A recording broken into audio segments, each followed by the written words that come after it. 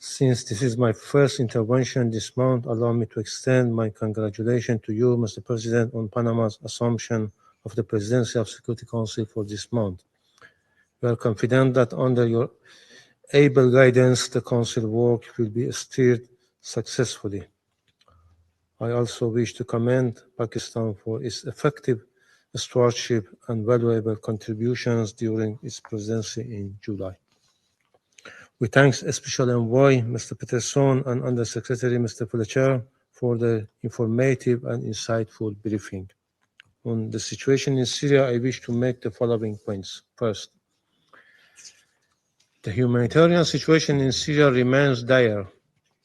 We commend OCHA, UN agencies, and humanitarian partners for delivering life-saving assistance under difficult circumstances.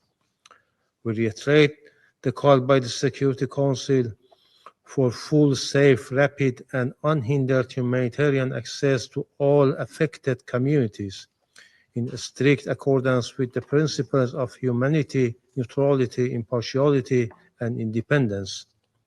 In this context, we welcome lifting all illegal unilateral coercive measures imposed on Syrian people. These illegal measures deepen the humanitarian crisis, block reconstruction, and obstruct economic recovery. The removal is essential to enable the safe and dignified return of refugees and internally displaced persons. Sanctions must never be used as an instrument of political coercion or interference in Syrian internal affairs. Second, we take note the recent report of the monitoring team of the Sanctions Committee 1267, which highlights the persistent and grave threat of terrorism in Syria. Daesh, Al-Qaeda, and FTFs continue to destabilize Syria and the wider region. Seriously, deeply alarmed by credible reports indicating the relocation of certain terrorist elements and FTFs from Syria to Afghanistan, which pose a direct threat to Afghanistan neighbors and regional stability. We stress that all states must fully comply with international law in combating terrorism in all its forms and manifestations. Third, the situation in Sueda remains fragile. According to the report, while a ceasefire has restored temporary calm, clash continue, and the risk of renewed violence is high without durable arrangement. The humanitarian impact, including the displacement of nearly 200,000 civilians and restricted access, is deeply alarming. We recall the Council's presidential statement of 10th August, which condemned these atrocities and called for the protection of all Syrians. We welcome the Syrian interim authorities' condemnation and pledge to investigate, but stress that accountability must be swift, credible, transparent, and impartial, including for atrocities against the Alawite communities in Latakia and Tartus. We urge the authorities to ensure all perpetrators are brought to justice. Fourth, we remain concerned about the clash between Syrian democratic forces and the interim authorities in the northeast.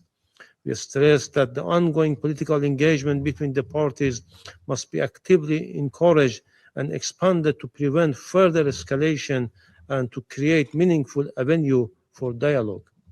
Fifth, the Security Council should not ignore the ongoing destabilizing action of the Israeli regime in Syria. Israel's repeated aggressive attacks have caused civilian casualties, destroyed vital infrastructure, and escalated regional tensions. We categorically reject any attempts to undermine Syrian sovereignty, alter its demographic composition, and fragment its territory. Regrettably, the Council's recent prudential statement failed to address these violations. Israel's continued illegal occupation of the Syrian Golan is defiance of international law, the UN Charter, Council resolutions, and 1974 disengagement agreement must end without delay. Finally, we reaffirm our conviction that the only sustainable path forward for Syria is a Syrian-led and Syrian-owned political process facilitated by the United Nations in full conformity with the core principles of the Security Council Resolution 2254. Such a process must safeguard the legitimate right of aspiration of all Syrians while preserving the sovereignty, independence, unity, and national institutions of Syria. In this context, we note the ongoing preparation of indirect election for the interim parliament. These efforts must be part of a broader, genuinely inclusive political process that ensure representation and legitimacy. I thank you.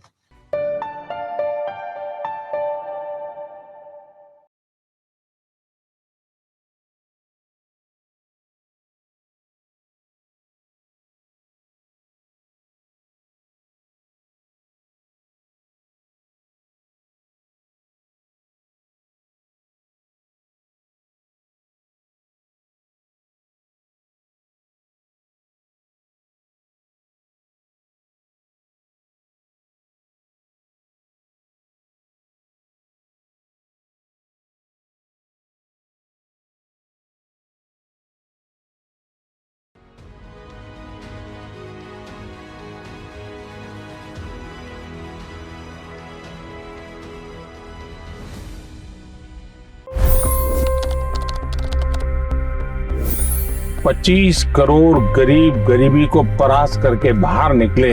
For the good of our nation, let's work together and let's truly make America great again. The fastest news breaks. Requested PM saying that look, you will have to speak to Putin and to Zelensky. The biggest news makers. The relationship with India is probably the most important bilateral relationship the US will have for the rest of this century. The capital delivered quite an election result today. Expert analysis. The million-dollar question today is how to stop this dance of death. Ground reports. I'm standing at the crossroad of the Kumbh Mela. Behind me are more than 100 entry ghats. Long-form interviews. Exclusionary politics is reflected in Manipur case as well. You don't bother because this is a small state. Deep dive into burning issues. It's often said DRC could be the richest country in the whole world. It's because of what sits underneath. Why exactly did the US topple the Sheikh Hasina government? HT videos. We don't just break news, we break it down.